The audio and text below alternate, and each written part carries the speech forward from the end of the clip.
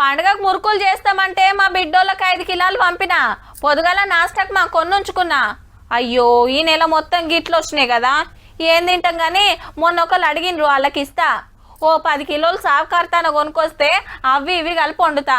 మొత్తంగా అవే అంటే తినబుద్ధి అవుతుంది. ఇగో గిట్లున్నది కంట్రోల్ బియ్యం ముచ్చట.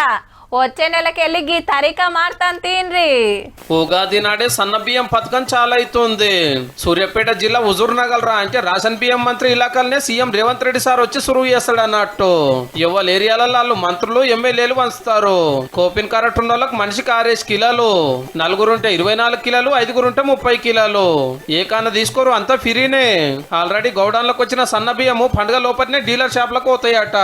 ఫైన్ రైస్ ఇంట్రడ్యూస్ చేయడం మొత్తం భారతదేశంలో కూడా ఇదే ఫస్ట్ ఇనిషియేటివ్ అని మనం చేస్తున్నాం. సన్నాలు పండించిన రైతులకు 500 బోనస్ ఇచ్చి గవర్నమెంటే ఉంటుంది కదా, అవి మిల్లులకు పంపి బియ్యం పట్టించి రేషన్ షాప్లకు సప్లై చేస్తున్నారు.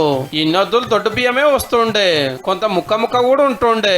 తినబుద్ధి కాక బయట అమ్ముకొని సన్న బియ్యం కొనుక్కొచ్చుకుంటున్నారు. సుమారు 7-8 వేలు కోట్లు ఖర్చు పెట్టి ఈ రాషన్స్ ఎవరికి ఉపయోగపడటం లేదు. ఒక ఇల్లీగల్ మాఫియా లాగా కొంతకాలం నుంచి నడుస్తున్నారు. ఇట్లయితే పంచేం ఫాయిదా అని రేషన్ దుకాణంలోనే మంచి బియ్యం ఇస్తారు అన్నట్టు. ఇక అప్పుడు కొనుక్కునే తిప్పలు తప్పుతుంది కాబట్టి రేటు కూడా దిగుతుండొచ్చు. ఈ కారెట్ లేని వాళ్ళకి అగ్వకు దొరుకుతుండొచ్చు.